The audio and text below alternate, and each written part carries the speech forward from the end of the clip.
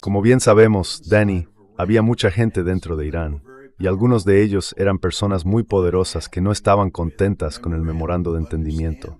Pensaban que Irán debería haber sido más duro y no haber aceptado firmarlo. En realidad, Irán tenía mucha más capacidad de presión de la que los negociadores iraníes entendieron, y fue un error firmar ese acuerdo. Además, de todos modos, no se puede confiar en Estados Unidos. Y si miras lo que ha pasado, Danny, creo que los sectores más duros han demostrado tener razón. Es decir, creo que este es el problema al que se enfrentan personas como Arabi, Ghalibaf y otros. Pensaban que las negociaciones darían resultados, y eso no ha ocurrido en absoluto.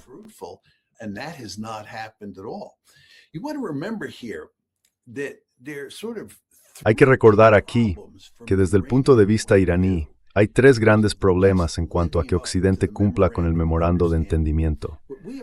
De lo que estamos hablando ahora es de toda la cuestión del control del estrecho de Hormuz, ¿verdad? El asunto es que Estados Unidos cree que algunos petroleros o algunos barcos pueden pasar por el canal de Omán dentro del estrecho, y los iraníes dicen que eso es absolutamente inaceptable. Y de eso han tratado los dos episodios de represalias que se han producido desde que se firmó el memorando de entendimiento. Todo gira en torno a si los barcos pueden o no pasar por el canal de Omán.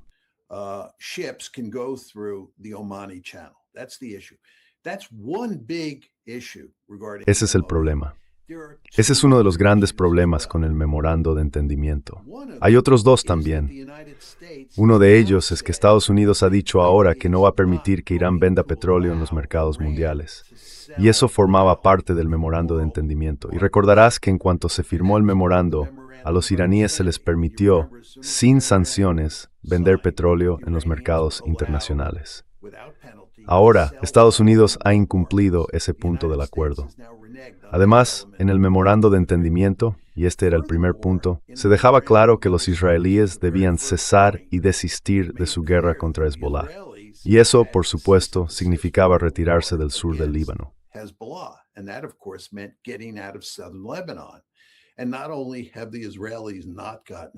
Y no solo los israelíes no se han retirado del sur del Líbano, sino que han seguido su guerra contra Hezbollah.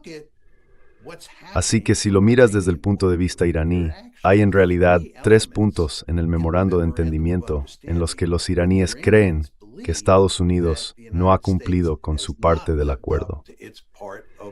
Y teniendo eso en cuenta, junto con las cosas horribles que el presidente Trump dice sobre los líderes iraníes y sobre el pueblo iraní, y considerando además que ha amenazado con borrarlos de la faz de la tierra, cuesta ver cómo se va a conseguir en un futuro próximo algún tipo de cooperación por parte de Irán que beneficie a Estados Unidos. Tienen un fuerte incentivo para ponerse duros con nosotros.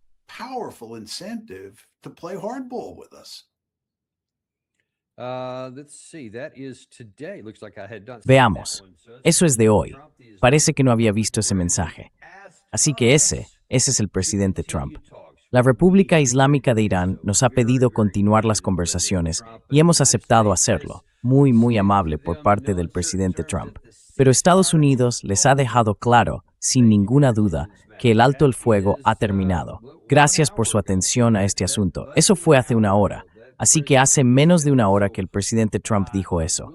Veremos cómo influye eso en los sectores más duros de los que estáis hablando ahora mismo. Es decir, mientras estamos hablando, Trump reafirma que el alto el fuego ha terminado, lo que podría implicar que se avecina otra represalia o un nuevo ataque. ¿Qué opinas de eso? ¿De qué va a servir?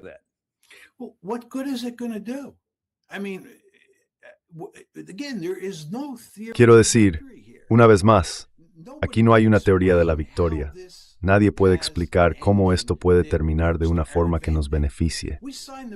Firmamos el memorando de entendimiento el 17 de junio porque era el mejor acuerdo que podíamos conseguir. Sí, básicamente era un documento de rendición, pero eso es porque perdimos la guerra. No tenemos una opción militar en este caso.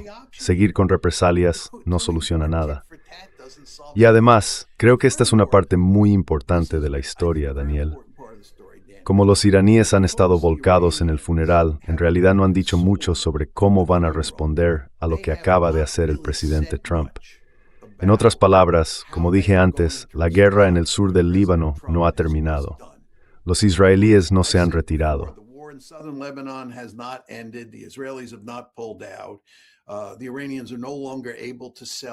Los iraníes ya no pueden vender petróleo en los mercados internacionales y Estados Unidos sigue insistiendo en que los barcos pueden pasar por el canal de Omán. Bien, entonces, si tú fueras iraní, ¿qué harías al escuchar eso? No van a ceder. Sabemos que van a jugar duro. ¿Van a limitar realmente cuánto sale del Golfo? ¿Van a cerrar el Golfo por completo? ¿Van a poner minas en el canal de Omán? ¿Qué van a hacer exactamente? Es muy difícil saberlo. Y luego, ¿qué vamos a hacer nosotros en respuesta? No creo que el presidente Trump quiera una situación en la que el Golfo vuelva a cerrarse o el número de barcos que salen se reduzca a un solo dígito. Eso no está en el interés de Estados Unidos en este momento.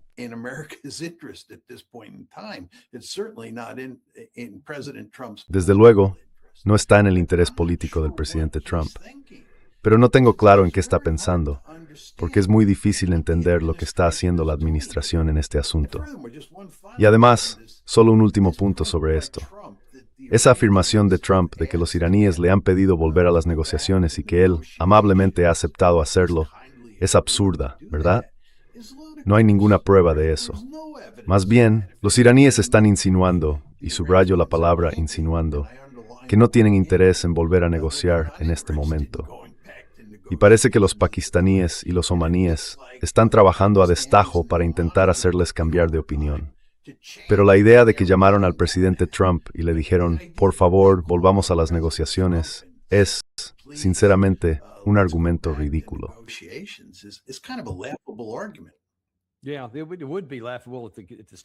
Sí, sería para reírse si no fuera, porque lo que está en juego es muy serio. Porque él dijo, literalmente el otro día también, que están suplicándome que envíe un negociador. Y claro, eso fue incluso durante la ceremonia en la que el líder supremo estaba siendo enterrado en su lugar final. Me parece bastante absurdo sugerir que eso ocurrió. Has mencionado que hay algunos obstáculos adicionales. Mencionaste uno sobre el Líbano. Creo que hay otro más del que quiero hablar además de ese. Pero ya que lo has sacado, veamos el caso del Líbano, porque esto viene del Jerusalem Post de esta mañana.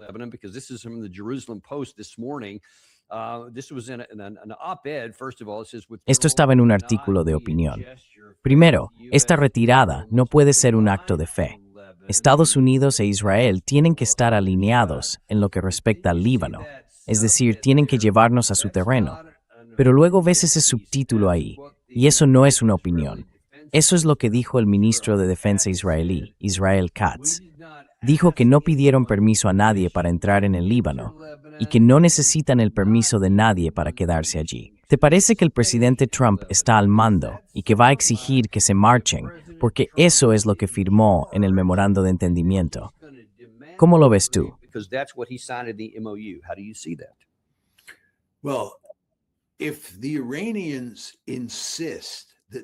Si los iraníes insisten en que no van a negociar hasta que los israelíes se retiren del sur del Líbano, la pregunta es, ¿qué hace el presidente Trump en ese momento? Supongamos, y solo estamos suponiendo, porque no sabemos exactamente qué van a hacer los iraníes, pero supongamos que los iraníes cierran de hecho el estrecho, que el número de barcos que salen cada día es muy pequeño. Y al mismo tiempo dicen que no volverán a las negociaciones, que no habrá negociaciones hasta que los israelíes se retiren del sur del Líbano. Entonces la pregunta es, ¿qué va a hacer el presidente Trump? ¿Va a decir simplemente, de acuerdo, el statu quo está bien y seguimos así? No lo creo. No creo que pudiera hacerlo. Y pienso que hará todo lo posible por presionar a los israelíes para que se retiren. Ahora bien, si lo consigue o no, está por ver. Pero si no lo consigue, la pregunta es, ¿dónde deja eso a Estados Unidos? Quedaros en un serio aprieto.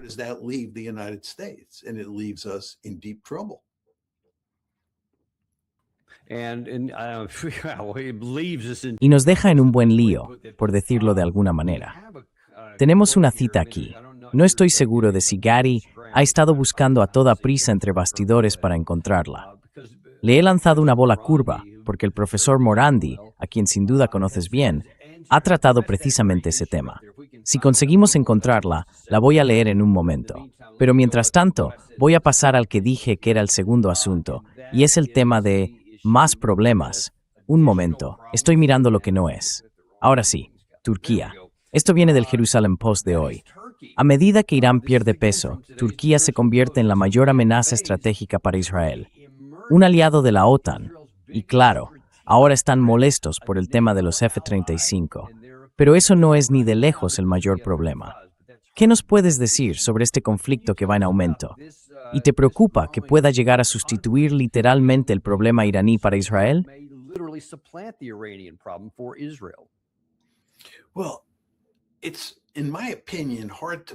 Bueno, en mi opinión, cuesta creer que los israelíes estén ahora buscando un enfrentamiento con los turcos. Uno pensaría que ya tienen bastante con Gaza, con Cisjordania, con Siria y con Líbano, por no hablar de Irán. En mi opinión, han sufrido una derrota humillante. Los israelíes han sufrido una derrota humillante en Irán. Y hay que recordar, Dani, que la cuestión más importante desde el punto de vista israelí siempre ha sido la capacidad nuclear de Irán. Y si no conseguimos poner en marcha unas negociaciones, nunca vamos a lograr un acuerdo nuclear, una nueva versión del JCPOA. Y quién sabe lo que harán los iraníes en el terreno nuclear. Así que los israelíes han perdido el control en Irán de una forma realmente seria.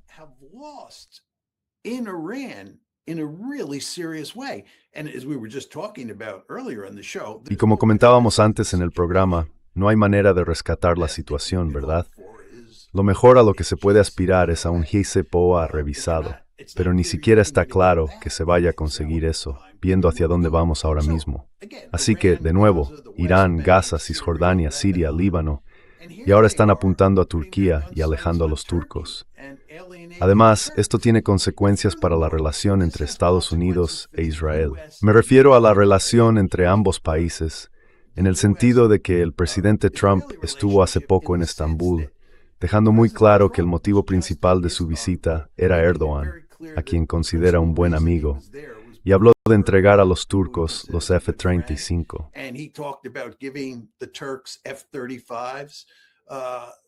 Lo que Trump está intentando hacer es mejorar las relaciones con Turquía. Y al mismo tiempo Netanyahu está buscando un enfrentamiento con Turquía, lo que va a poner a Trump en una situación muy incómoda. La pregunta es, si eres Donald Trump, ¿necesitas eso? Y la respuesta es no. Los israelíes no cooperan en el sur del Líbano, no cooperan en Gaza, no cooperan en Cisjordania, no cooperan en Irán, y así sucesivamente. Y ahora están provocando un conflicto con Turquía, lo que va a complicar la diplomacia de Trump con ese país. Esto no es bueno desde el punto de vista de Israel, pero es la situación en la que se encuentra ahora mismo.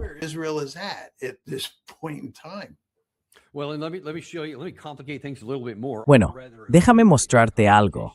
O mejor dicho, complicar un poco más las cosas, o quizá aclarar un poco más esas complicaciones, porque todo este asunto que involucra principalmente a Estados Unidos, Israel, Irán y la cuestión nuclear, y hay que incluir también al Líbano, como acabas de hacer hace un momento, todo eso es un auténtico nudo gordiano, casi imposible de desatar.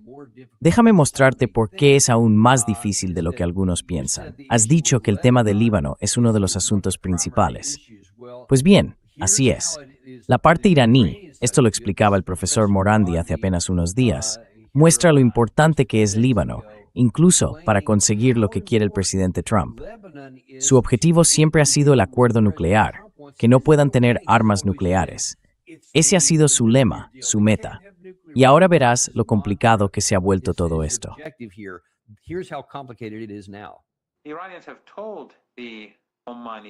Los iraníes le han dicho al gobierno de Omán que quieren trabajar con ellos. Están manteniendo negociaciones, pero también han dejado claro que si Omán se echa atrás por presiones de Estados Unidos, Irán actuará por su cuenta. Así que Irán no va a esperar a Omán. En Irán ya se ha tomado la decisión. A partir de ahora, controlarán el estrecho, cobrarán tasas. Los iraníes han sido muy claros con los estadounidenses. No habrá acuerdo nuclear si Líbano es evacuado, si no lo es, o si la guerra no termina. No habrá negociaciones nucleares si eso no sucede. Así que en realidad, todo depende de los estadounidenses. Además, Los iraníes pueden complicar mucho la vida a los estadounidenses en el estrecho de Hormuz. Si los estadounidenses dejan de cumplir con sus obligaciones en otros lugares, entonces los iraníes considerarán que no están obligados a permitir el paso de tantos barcos.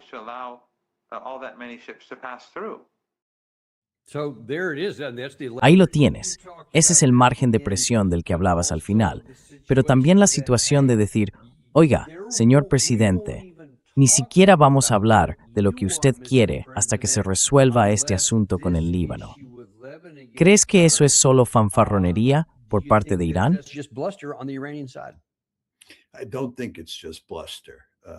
No creo que sea solo fanfarronería. Hay todo tipo de pruebas de que los iraníes han dicho eso en Internet, pero no lo he visto en la prensa occidental. Y como sabes, Daniel, uno de los grandes problemas que tenemos es evaluar qué es verdad y qué no lo es.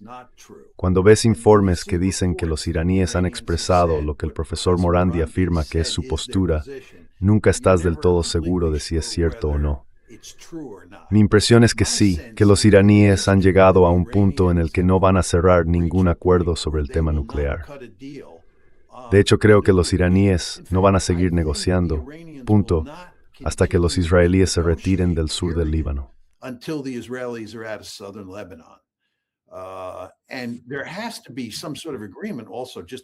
Y también tiene que haber algún tipo de acuerdo, volviendo al fragmento que habéis puesto sobre todo el tema del canal Omaní en el Golfo. Yo de hecho pensé que eso ya estaba básicamente resuelto después del último intercambio de represalias, no el que acaba de ocurrir, sino el que tuvo lugar entre el 26 y el 28 de junio. Pensé que, una vez terminado aquel, habíamos entendido que el memorando de entendimiento dejaba claro que Irán controla el estrecho y que nosotros no podemos enviar barcos. Eso es lo que firmamos. Sí, eso es lo que firmamos. Si miras el artículo 5, me parece evidente que eso es lo que firmamos. Y eso fue después del intercambio anterior.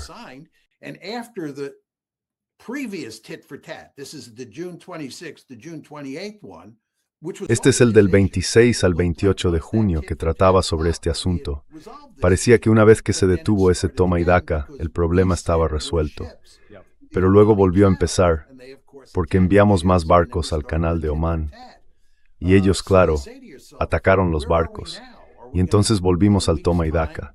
Así que uno se pregunta, ¿dónde estamos ahora? ¿Dentro de una semana vamos a enviar más barcos o animar a que más barcos pasen por el canal de Omán? Y entonces volvemos al punto de partida. Y creo que de nuevo, lo que va a pasar aquí, y quizá ya haya pasado si el profesor Morandi tiene razón, es que los iraníes han decidido que o se respeta el memorando de entendimiento en todas sus dimensiones, o si no, no aceptan negociar.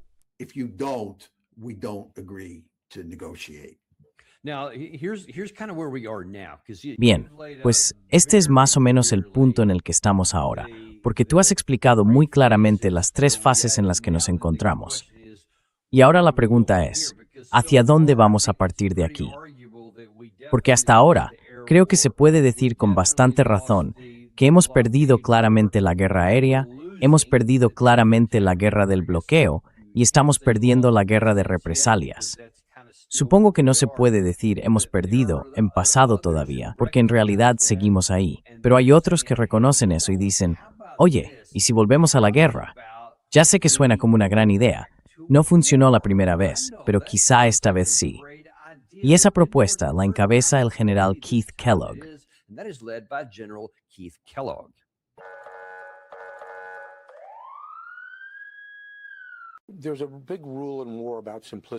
Hay una regla muy importante en la guerra sobre la simplicidad, y te lo voy a poner muy sencillo.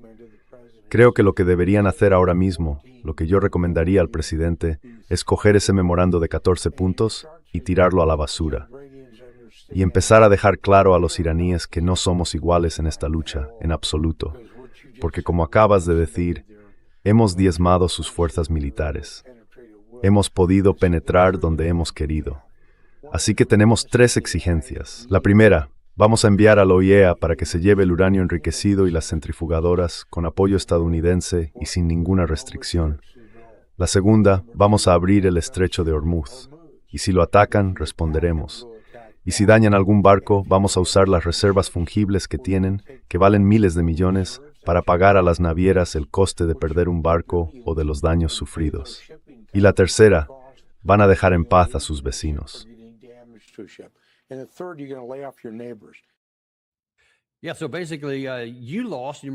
Sí, básicamente perdiste. Y vas a hacer lo que te digamos. Y supongo que vamos a fingir que los primeros 40 días no existieron. Ahora, te diré algo, John. Puede que digas, bueno, ese tipo está loco, lleva diciendo tonterías desde el principio y nadie le va a hacer caso. Pero justo antes de entrar en directo, Gary me pasó esto. Y fue como, vaya, el USS Abraham Lincoln está volviendo a entrar en el Golfo de Omán a solo 250 kilómetros de la costa de Chabahar, en Irán, y curiosamente, dentro del alcance de misiles. ¿Qué opinas de lo que dijo el general y de lo que muestra esta noticia?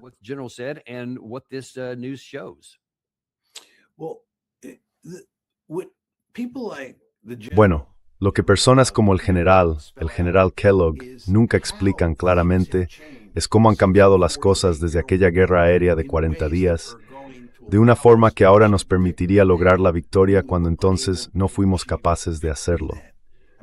Quiero decir, de nuevo, siempre hay que preguntarse, y no hace falta que te lo diga, ¿cuál es tu teoría de la victoria? ¿Cómo consigues los objetivos que te importan? ¿Cómo haces que esta guerra termine en condiciones favorables? ¿Y cómo puede la Fuerza Aérea por sí sola lograr eso? Ya lo intentamos durante 40 días y no funcionó. Y él no dice nada sobre eso. Hay muchas dimensiones que hay que abordar aquí.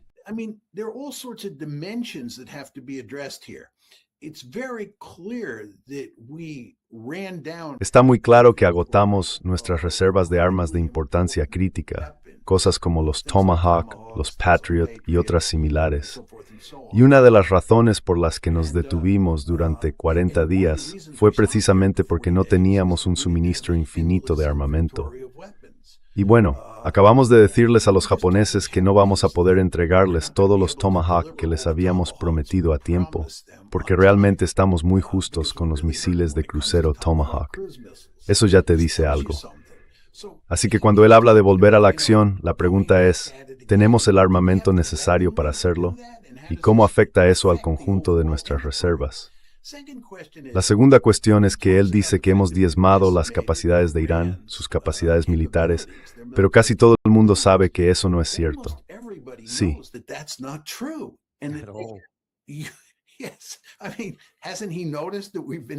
Quiero decir, ¿no se ha dado cuenta de que llevamos un tiempo en una especie de ojo por ojo? Sí, ojo por ojo, que para mí significa, tú golpeas, ellos golpean. Y si ellos golpean, eso quiere decir que tienen misiles con los que pueden atacarnos. Creo que todo el mundo entiende que si atacamos infraestructuras críticas dentro de Irán, que es lo que el general Kellogg está proponiendo, ellos van a responder atacando infraestructuras críticas en el Golfo. Y eso tendría consecuencias devastadoras, no solo para el Golfo, sino para la economía mundial. Y probablemente el Mar Rojo también quedaría bloqueado, igual que el Golfo.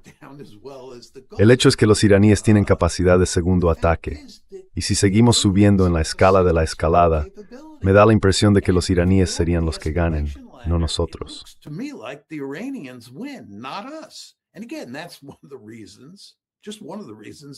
Y de nuevo, esa es una de las razones, solo una de las razones por las que detuvimos la guerra aérea después de 40 días.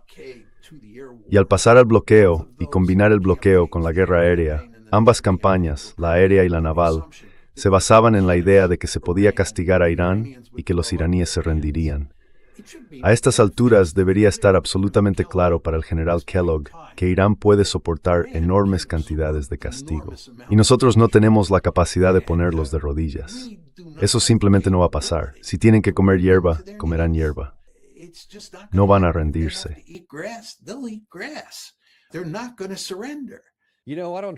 Mira, no intento convencerte de que compres oro, ni decirte cómo gestionar tu cartera de acciones, pero hay una forma en la que sí puedes ayudarnos. Suscríbete, dale a me gusta y comparte esto con alguien a quien quieras.